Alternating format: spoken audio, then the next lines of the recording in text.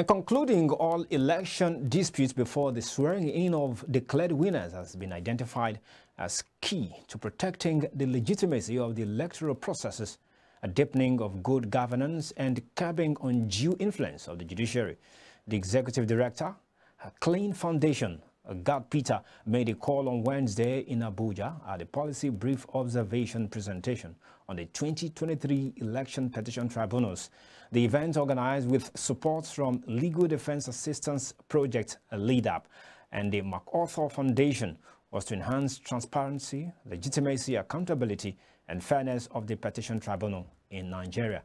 Peter said that based on the petition tribunal observation carried out by the organization across the country, one major concern of Nigerians was the swearing-in of elected officers before the conclusion of election petition tribunals. Talking mining now.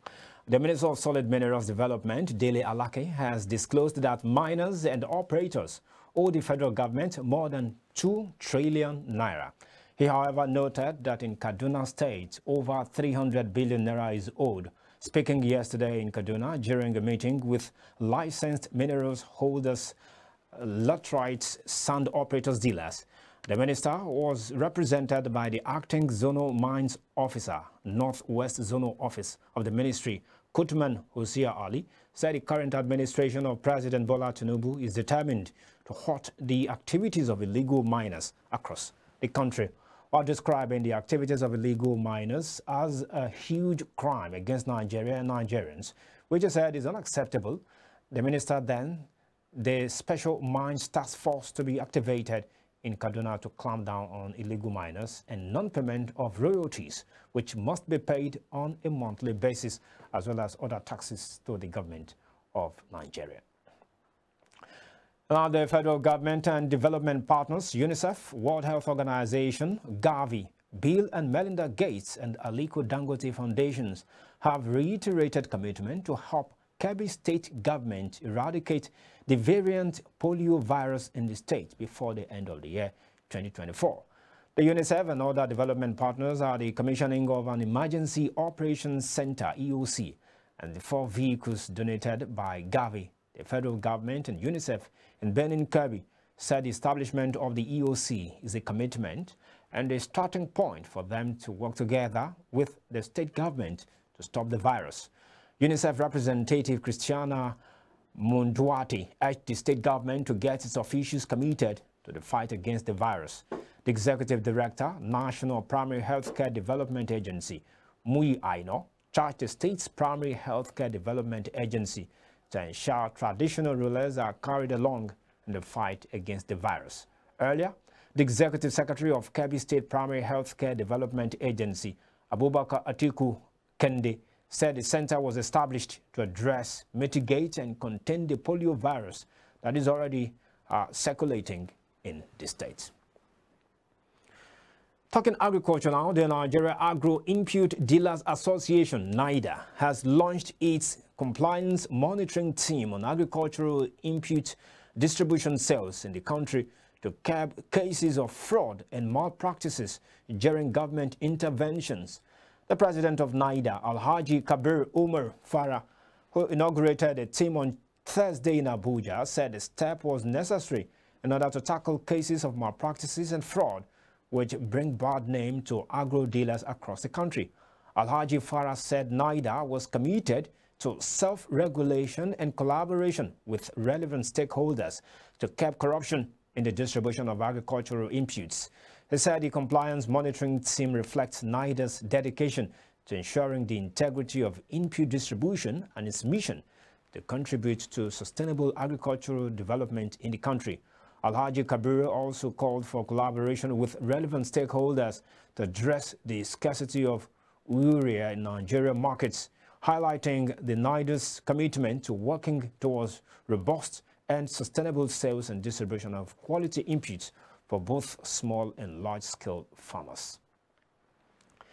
Let's take you to Bauchi State now as we talk election matters, as the State Police Command has imposed restrictions on movement for the Saturday, February 2024 rerun election to be held in 3 local government areas of the state.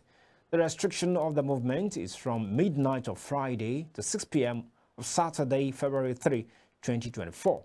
The command equally barred very important persons, VIPs, and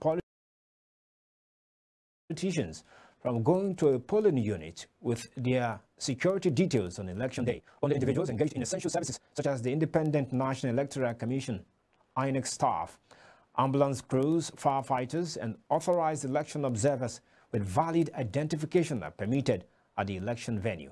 The State Commissioner of Police, CP Awa Musa Mohammed, made the announcement in a statement made available to journalists in the state on Friday by the spokesperson of the command, Superintendent of Police, SP Ahmed Wakil.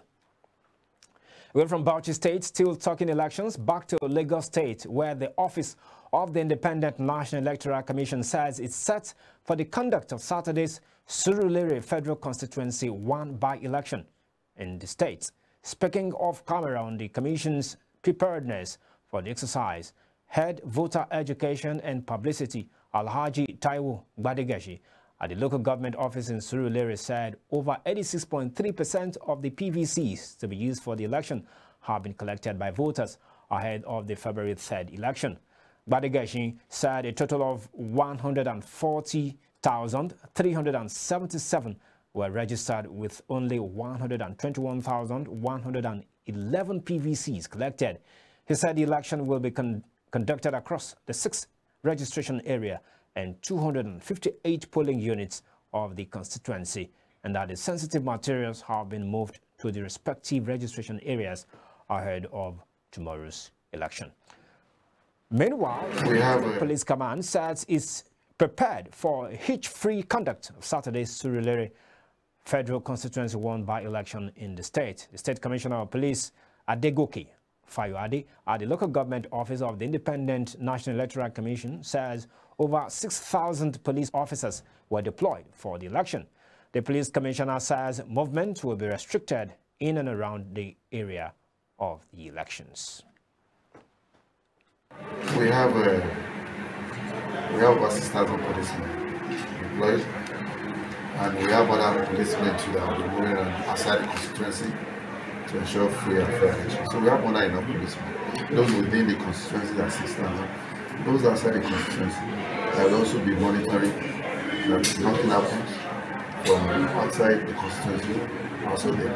The restriction of movement from 0600 hours to 1800 hours tomorrow.